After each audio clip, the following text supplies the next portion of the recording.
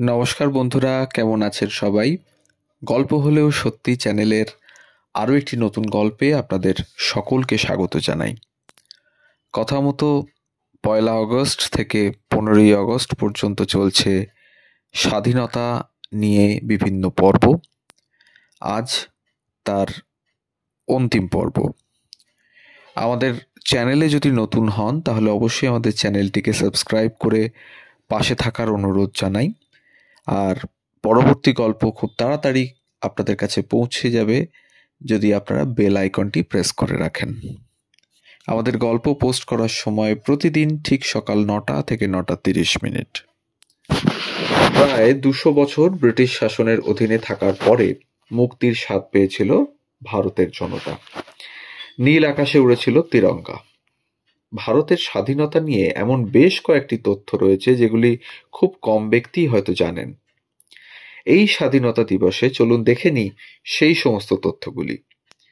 ইতিহাস অনুযায়ী 1947-এর 15ই আগস্ট ভারত স্বাধীনতা লাভ করে, কিন্তু তার 1 মাস আগে 14ই জুলাই আনুষ্ঠানিকভাবে স্বাধীনতা লাভ করেছিল ভারতবর্ষ।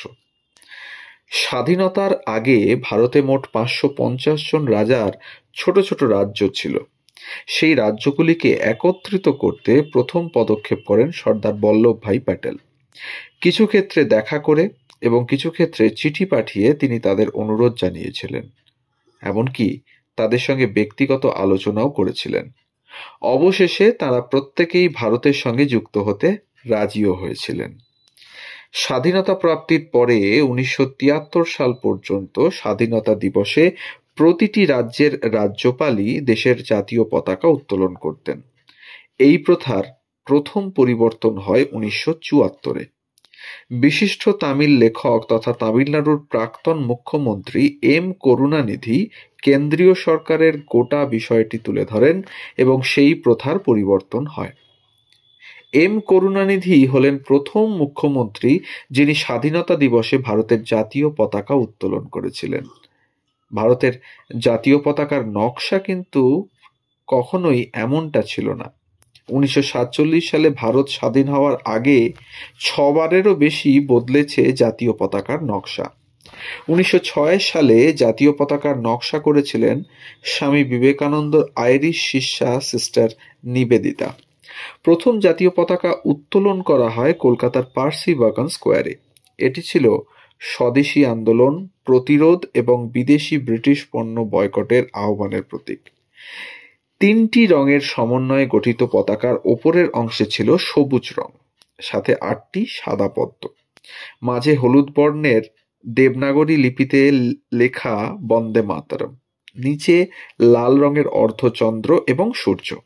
জার্মানির স্টুটগার্ট শহরের আন্তর্জাতিক সমাজতান্ত্রিক কংগ্রেসের মাদাম বিকাজি কামা অত্যাচারী ব্রিটিশ শাসনের বিরুদ্ধে ভারতীয় স্বায়ত্ত শাসন এবং সংস্থার সমর্থনে আবেদন হিসেবে দ্বিতীয় জাতীয় পতাকা উত্তোলন করেছিলেন। এই জাতীয় পতাকাটি বার্লিন কমিটির পতাকা নামেও পরিচিত। এই পতাকাটির শীর্ষে কমলা রঙের উপর সাদা রঙের ফুল আঁকা আছে, মাঝে হলুদ রঙের মধ্যে কালো রং দিয়ে লেখা বন্দে মাতরম, নিচে সবুজ রঙের মধ্যে একাধিক সূর্য এবং অন্যদিকে অর্ধচন্দ্র এবং তারা। 1917 সাল হোম রুল আন্দোলনের সময় অ্যানি বেসান্ত এবং বাল গঙ্গাধর তিলক এই পতাকাটি উত্তোলন করেন। ঔপনিবেশিক শাসনের মধ্যে ভারতীয়দের জন্য বৃহত্তর স্বায়ত্তশাসন এবং শাসনের দাবিতে প্রতিফলন করে এই পতাকাটি। এটির পৃষ্ঠদেশে রয়েছে লাল এবং সবুজ ডোরাকাটা দাগ, উপরের দিকে ব্রিটিশ পতাকা এবং তার নিচে 7টি তারা, অন্যদিকে অর্ধচন্দ্র এবং তারা। 1922 সালে বিজয়ওয়াড়া কংগ্রেসের একটি অধিবেশনে পিঙ্গালি ভেঙ্কাইয়া মহাত্মা গান্ধীকে তার পতাকার নকশা দেখান। এই পতাকাতে অনুভূমিকভাবে রয়েছে সাদা, সবুজ এবং লাল রং। এই পতাকাটি সংখ্যালঘু গোষ্ঠী, হিন্দু, মুসলমান এবং শিখদের মতো বিভিন্ন সম্প্রদায়কে প্রতিনিধিত্ব করে।